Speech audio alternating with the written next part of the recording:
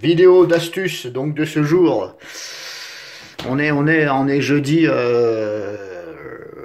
je sais plus combien, octobre 2020. Donc vidéo d'astuce au niveau des robinets mitigeurs.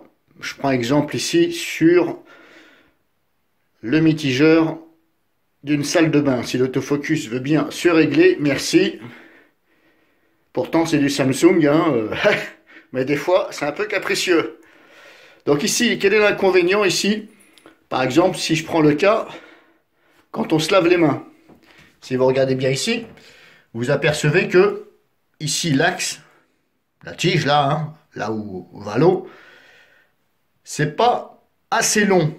C'est-à-dire c'est court. C'est un modèle qui est court. Le problème, c'est que quand vous vous lavez les mains, vous êtes trop près ici du bord. Donc déjà, pour se laver les mains, pas très pratique. Et pourtant, c'est quand même pas l'espace ici qui manque.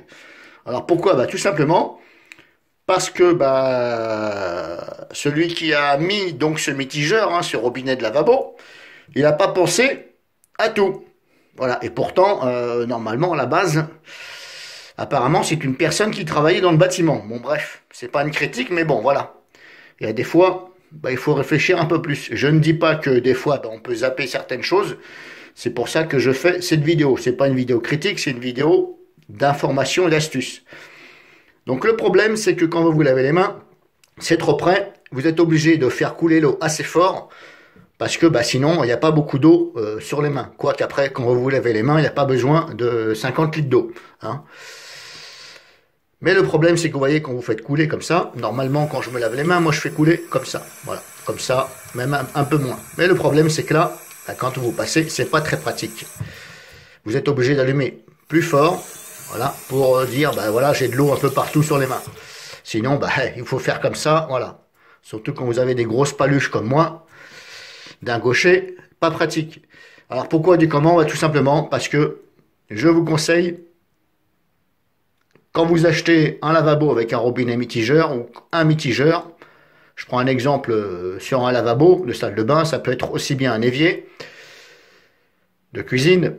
Pensez à prendre quelque chose qui est plus long ici, ou éventuellement, l'idéal, pour moi l'idéal serait été mieux, c'est un bec de cygne. Un bec de cygne, ce qu'on appelle un bec de cygne, c'est un mitigeur avec, voilà, peu importe le modèle, auquel il y a un bec comme ça qui est courbé et voilà, grosso modo, ce bec-là est courbé et qui vient grosso modo dans le milieu ici, dans l'axe du lavabo. Grosso modo, hein. En tout cas, je peux vous certifier que c'est beaucoup plus long ici.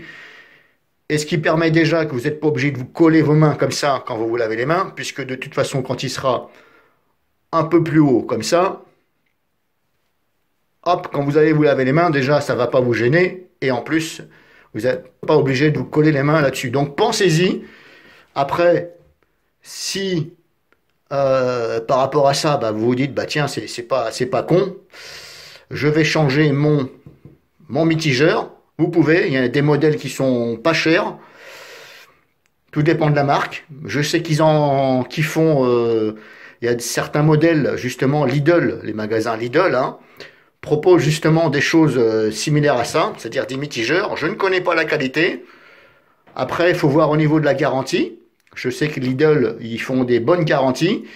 Moi, j'ai déjà, entre parenthèses, renvoyé un article parce que j'avais eu un petit dysfonctionnement. Ils m'ont fait aucun souci. J'ai présenté le ticket, ils m'ont changé l'article complètement. Ils se sont pas pris la tête.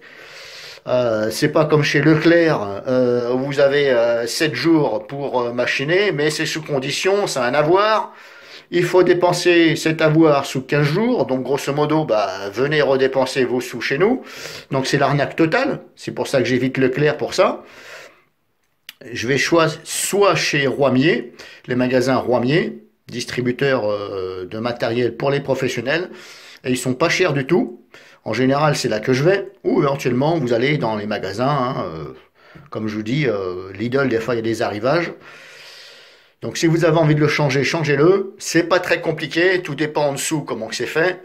Si vous ne connaissez pas, ne vous aventurez pas là-dedans. Demandez à un ami ou quoi que ce soit, et préférez quand même les choses, voilà, où soit un bec de cygne ici, que je vous conseille. Voilà. Inutile de le prendre trop grand, comme ça. Parce que si vous prenez trop grand, c'est plus des modèles pour les éviers de cuisine. Mais pour les lavabos en général, ce sont des modèles, des becs de cygne ici, mais un peu moins volumineux, un peu moins long. Mais voilà, ça arrive à peu près ici.